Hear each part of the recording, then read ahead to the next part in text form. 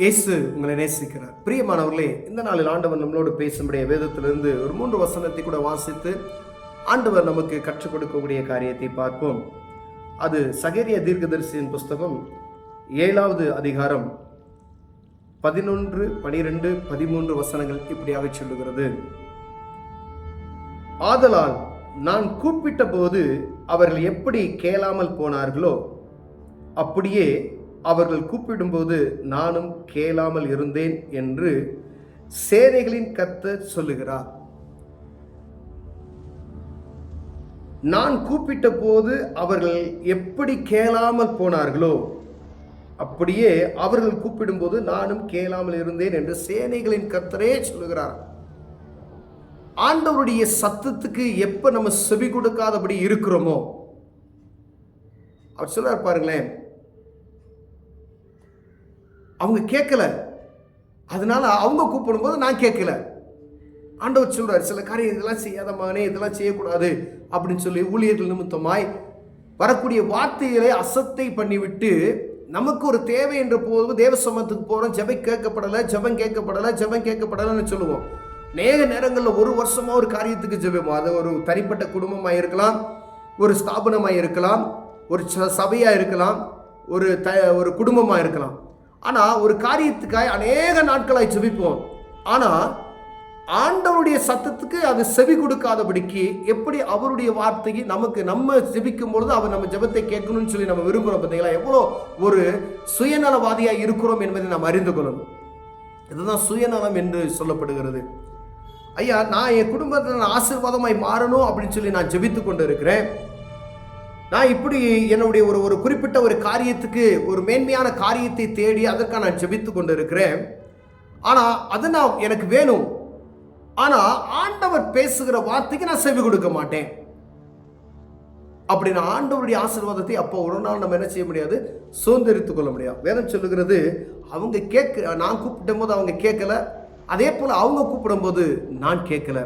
மேல உள்ள வசனத்தை பார்த்தீங்கன்னா, அவர்கள் கவனிக்க மனதில்லாமல் தங்கள் தோலை முரட்டுத்தனமாய் விலக்கி கேளாதபடிக்கு தங்கள் செவிகளை அடைத்துக் கொண்டார்கள். கவனிக்க மனதில்லாமல் தங்கள் தோலை முரட்டுத்தனமாய் விலக்கி கேளாதபடிக்கு, வசனங்களுக்கு செவி கொடுக்காதபடி செவிகளை அடைத்து கொண்டார்களாம்.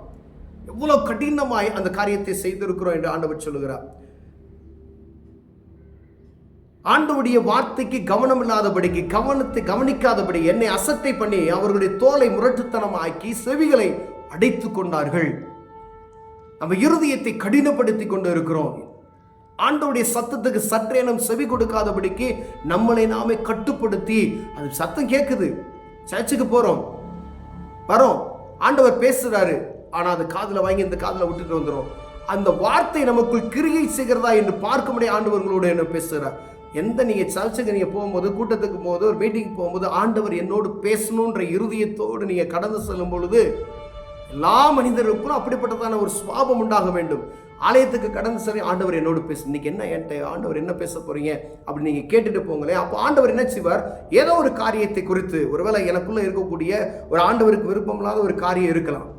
ஆனா ஆண்டவர் சொல்லுவார், அந்த காரியத்திலிருந்து விட்டு விலகு அப்படின்னு சொல்லுவார். உடனே நம்ம குற்றப்படுத்தி அதை செவி அடைத்து விட்டு, என்னை குற்றப்படுத்துறாங்க, இந்த காரியம் எனக்குள்ள, ஆனா எனக்குள்ள அந்த காரியம் இருக்கும், ஆனா கொஞ்சம் ஏதும் அதை அசட்டை பண்ணி நம்ம, அதான் மலட்டுத்தன்மை என்பது, இருதயத்துல மலட்டுத்தன்மை என்பது, அதை கேட்காதபடி செவிகளை அடைத்துக் கொள்ளுகிறது.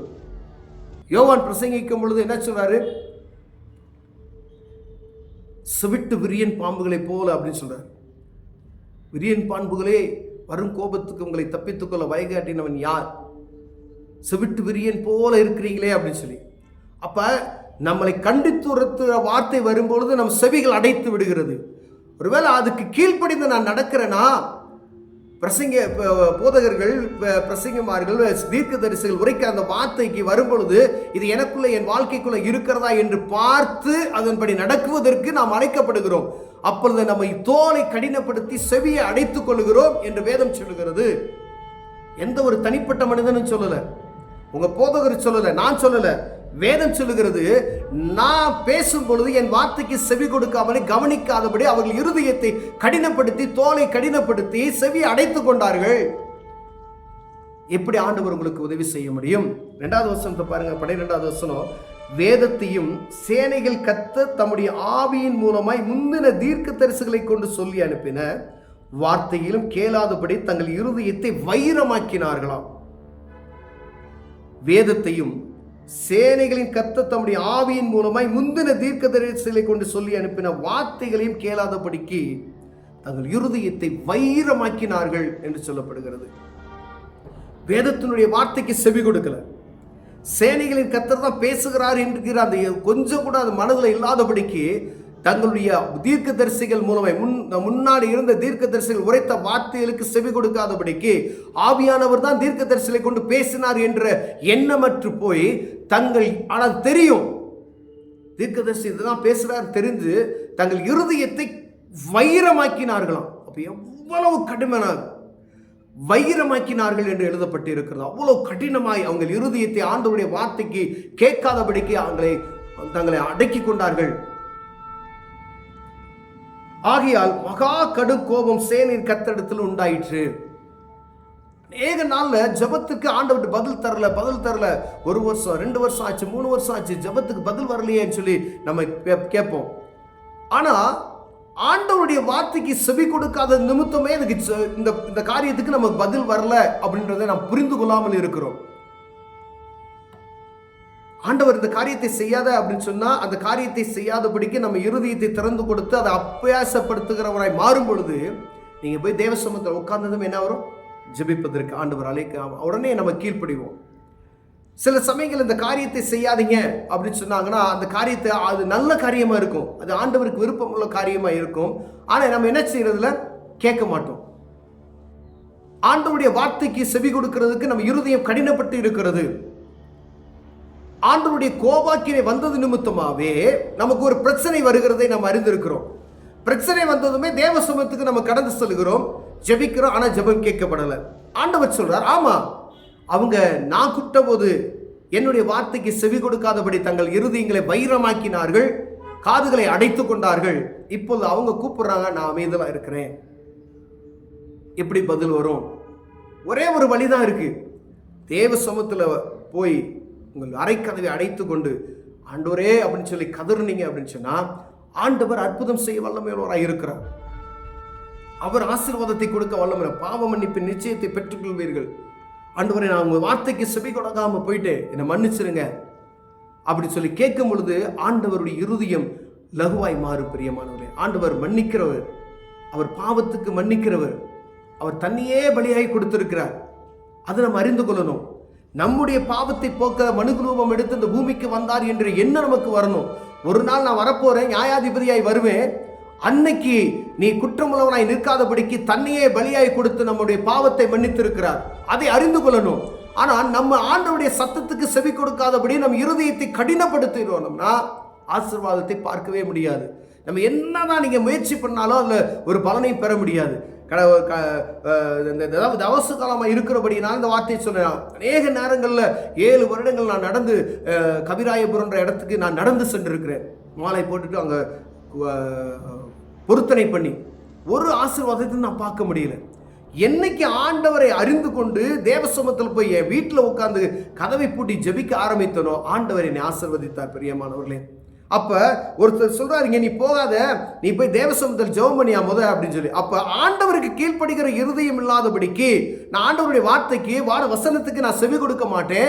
ஆனா என்னை ஆண்டவர் ஆசீர்வதிக்கணும்னு சொல்லி யாரு என்ன சொன்னாலும் அதை கீழ்ப்படிந்து, மற்றவங்க சொல்ற காரியத்துக்கு கீழ்ப்படிந்து, நீ அங்க போ, நீ இங்க போ, நீ இப்படி நடந்தனா உனக்கு குணமாயிரு, இப்படி நடந்தனா ஒரு ஆசீர்வாதத்தை பெற்றுக்கொள்வ, உன் வியாபாரம் ஆசீர்வதிக்கப்படும், டிவியில விளம்பரம் போடுறான், நீ இப்படி செஞ்சனா உன ஆசீர்வாதம், இந்த பொருளை வாங்கி நீ கையில வச்சுக்கிட்டேனா உன்னை ஆசீர்வதிப்பார் அப்படின்னு சொல்லி அதுக்கெல்லாம் நம்ம என்ன செய்வோம்? செவி கொடுப்போம். ஆனா வானத்தையும் பூமியும் உண்டாக்கிற சர்வ வல்லமையில தேவன் எழுதி வைத்த இந்த வசனத்துக்கு கீழ்ப்படியாதபடி, உங்க வீட்டுக்குள்ள இருக்கிற இந்த வேத புத்தகத்தை நீங்கள் வாசிக்காதபடி இருப்பீர்களானால் ஆண்டவர் நம்மை எப்படி ஆசீர்வதிக்க முடியும்? அலைந்து திரிகிற அனுபவம். அவருடைய கோபாக்கினை வந்தது நிமித்தமாவே பிரச்சனை வருகிறது. ஒரு ஸ்தாபனத்துக்குள்ள தேவனுடைய கோபாக்கினை வருவது நிமித்தமாவே ஒரு பிரச்சனை வருகிறது. அப்ப எங்க ஓடுறோம்? தேவ சொல்ல ஆண்டவர் இந்த காரியத்தை செய்யுங்க செய்யுங்க செய்யணும். ஆனா நம்ம செவி கொடுக்காத காரியம் என்ன என்பதை ஆராய்ந்து பார்த்து தேவ சமூகத்தில் போய் ஜெபிப்போமானால் ஆண்டவர் ஆசீர்வதிக்க வல்லமையுள்ளவராக இருக்கிறார். நம்ம குடும்பத்தில் ஒரு காரியத்துக்கு ஆண்டவருடைய வார்த்தைக்கு செவி கொடுக்காதபடி இருந்திருப்போம். அந்த காரியம் ஒரு நெருக்கமான ஒரு சூழ்நிலை. அப்போ போய் ஆண்டவரே இது ஆசீர்வதிங்கன்னு சொல்லுவோம். ஆனால் ஜெபம் கேட்கப்படலை. அப்போ ஆராய்ந்து பாருங்க. முந்தினவைகளை பூர்வமான நினைத்து கொண்டு வாங்க. ஆண்டவரே நான் என்ன பாவம் செய்தேன் அப்படின்னு சொல்லி ஆண்டவருடைய சத்தத்துக்கு செவி கொடுக்கல, என்ன மன்னிங்க அப்படி தேவ சமூகத்துக்கு போகும்பொழுது ஆண்டவர் நம்மை ஆசீர்வதிக்க வல்லமையுள்ளவராக இருக்கிறார். பிரியமானவர்களே, தனிப்பட்ட ஒரு மனிதனுக்கு ஒரு தேவ சமூகத்தில் பல நாட்கள் ஒரு வேலைக்கு ஒரு பிசினஸ்க்கு ஏதோ ஒரு காரியத்துக்கு நீங்க ஜெபித்துக்கிட்டு இருக்கீங்க அப்படின்னா பதில் வரல. அங்க ஆண்டவருடைய சத்தத்துக்கு செவி கொடுக்காதபடி மனம் போன போக்கில் போய்கொண்டு இருக்கிறோம். ஆண்டவர் சொன்ன வார்த்தைக்கு செவி கொடுத்து அப்படி நடக்கும் பொழுது ஆண்டவர் என்ன செய்யறாரு? அவர் மனம் மாறி அந்த ஆசீர்வாதத்தை கட்டளையிட வல்லமையுள்ளவராக இருக்கிறார். பிரியமானவர்களே, அப்படின்னா ஆண்டவர் ஒரு இறுதியை வைரமாக்கி வச்சிருக்கிறேன், அதை எடுத்து போடு. அதனால தான் நான் உன் சத்தத்துக்கு நான் செவி கொடுக்காதபடி இருக்கிறேன். உன் செவி அடைத்து கொண்டத தீர்க்கதரிசி பேசும்போது சொன்னார், விரியன் பாம்பு குட்டிகளே, வரும் கோபத்துக்கு உங்களை தப்பித்துக்குள்ள வழிகாட்டினவன் யார்? செவிட்டு விரியனை போல இருக்கிறீங்களே அப்படின்னு சொல்லி இங்க வேதம் சொல்லுது. உங்கள் தோலை கடினமாக்கி செவிகளை அடைத்து கொண்டீர்கள் அப்படின்னு சொல்லி உங்கள் இருதயத்தை வைரம் போல கடினமாக்கி விட்டீர்கள். ஏன் அப்படின்னா பரிசுத்த ஆவியானவர் முன்னாள் சொன்ன தீர்க்கதரிசியுடைய வார்த்தைக்கு உங்க இருதயம் செவி கொடுக்காமல் போயிருச்சே. பிரசங்கிக்கப்படுகிறது வார்த்தைகள், ஆனால் அதுக்கு சத்தம் கொடுக்காதபடிக்கு கொஞ்சமேதும் அதனை குறித்து கரிசனையற்றவர்களாய் கடந்து சென்று விட்டோமே. அவ்வளவுதான். அரை மணி நேரம் மெசேஜ் கேட்டதுமே அந்த வார்த்தை கேட்டுட்டு அப்படியா அப்படின்னு சொல்லிட்டு போயிடுறோம். ஆனா கேட்கிற வார்த்தைகள் இருதயத்தில் அப்பியாசப்படுத்துகிறோம். இருதயம் எனக்குள்ளும் உங்களுக்கும் இருக்குமையினால் ஆண்டவர் இந்த வசனத்துக்கு செவி கொடுத்து நடக்கும் பொழுது ஆண்டவர் நம்மை ஆசீர்வதிக்க வல்லமையுள்ளவராக இருக்கிறார். உங்கள் ஜெபம் உடனே கேட்கப்படும். அப்ப ஜெபம் கேட்கப்படலை அப்படின்னு சொன்னா நம்ம மேலதான் குற்றம் இருக்கிறது. ஆண்டவர் சொல்றாரு, நீ செவியை திறந்த ஆண்டவருடைய சத்தத்துக்கு செவி கொடு, அவர் சத்தத்தை கேளு, அப்ப நான் உன்னுடைய ஜெபத்தை கேட்பேன் அப்படின்னு சொல்லி கண்களை மூடுவோம். செவி. அன்பின் தகப்பனே, அருமையான நாளுக்காய் ஸ்தோத்திரம். அநேக நேரங்கள் ஆண்டவருடைய வார்த்தைக்கு நாங்கள் கீழ்ப்படியாமல் போயிட்டோம். ஆண்டவர் இப்போ நாங்கள் நோக்கி பார்க்கிறோம். ஐயா, உமது வார்த்தைக்கு கீழ்ப்படுகிற இருதயத்தை தாங்க. இயேசுவின் நாமத்தில் பிதாவே, ஆமென்.